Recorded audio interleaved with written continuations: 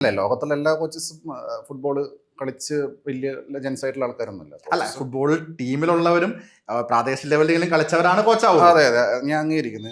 നിങ്ങൾ പറഞ്ഞത് ശരിയാണ്. ആ ഒരു അത് എന്താ പറയാ, നമ്മൾ സ്പോണ്ടേനിയസ് ആയിട്ട് പറയാൻ ഹ്യൂമൻ. അപ്പം അല്ല, ആ ഒരു സ്റ്റേറ്റ്മെന്റ് നോക്കി കഴിയുമ്പോൾ അശ്വന്ത് സിനിമ എടുത്തിട്ടുള്ള നോക്കുവാണെങ്കിൽ കൗണ്ടർ ചെയ്യാൻ ചോദിക്കാൻ പറ്റും. അതെ അതെ, ഞാൻ അക്സെപ്റ്റ് ചെയ്യുന്നു. പെട്ടെന്ന് പറഞ്ഞ ഒരു ടൺസ്ലിപ്പ് അത് ഞാൻ സ്റ്റെപ്പ് ഇറങ്ങിയാലും ചോദിക്കില്ല. അപ്പം പറഞ്ഞതാ.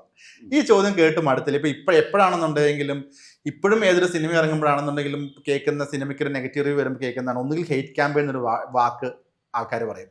ഇല്ലെന്നുണ്ടെങ്കിൽ അത് റിവ്യൂ പറഞ്ഞിട്ട് എന്ത് നേടാനാണ് ഇവർക്ക് ഇങ്ങനെ. ഈ രണ്ടിലാണ് ഇന്നും അന്നും എന്നും ഒരു മോശം സിനിമ എന്ന് സോക്കോളിലൊരു മെജോറിറ്റി പറഞ്ഞു കഴിഞ്ഞാൽ ഉടനെ പറയുന്നത് ഈ രണ്ട് സ്റ്റേറ്റ്മെന്റ് ആയിരിക്കും. ഒന്നുകിൽ ഹെയ്റ്റ് ക്യാമ്പയിൻ, അല്ലെങ്കിൽ റിവ്യൂവേഴ്സ് മനഃപൂർവ്വം പറയുന്നു.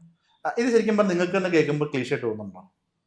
തീർച്ചയായിട്ടും. കാരണം പിന്നെ സിനിമയ്ക്ക് മോശം അഭിപ്രായം വരുന്ന സമയത്ത് ഹെയ്റ്റ് ക്യാമ്പയിൻ എന്ന് പറയുന്നു. പിന്നെ അതിന് മുമ്പ് പറഞ്ഞ എന്തായിരുന്നു, മറ്റേ റിവ്യൂവേഴ്സ് മനഃപൂർവ്വം എന്താണ് മനഃപൂർവ്വം ടാർഗറ്റ് ചെയ്യാൻ.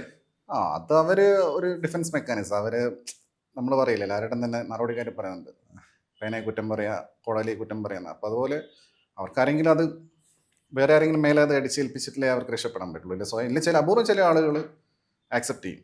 അത് ചെയ്തിട്ട് അത് വിചാരിച്ച പോലെ വന്നില്ല, അടുത്ത് നന്നാക്കാം എന്ന് കോൺഫിഡൻസ് ഉള്ള ആൾക്കാർ പറയും. അല്ലാത്ത ആളുകൾ അവർ ബ്ലെയിം ചെയ്യും, ബ്ലെയിം ഷിഫ്റ്റ് ചെയ്യും.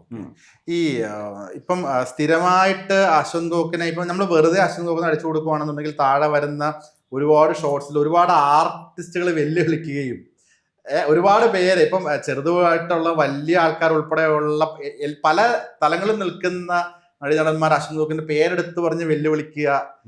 ശരിക്കും പ്രൗഡായിട്ട് ഫീൽ ചെയ്യാറുണ്ടോ? ഞാൻ ഒറ്റയ്ക്ക് ഇപ്പറേ ഒരു ഇൻഡസ്ട്രി മുഴുവനും അപ്പറേ പ്രൗഡായിട്ടൊന്നുമില്ല. ഞാനത് എൻജോയ് ചെയ്യാറുണ്ട്. കാരണം അല്ല, ഓഫ് കോഴ്സ്, കാരണം ഒരുപാട്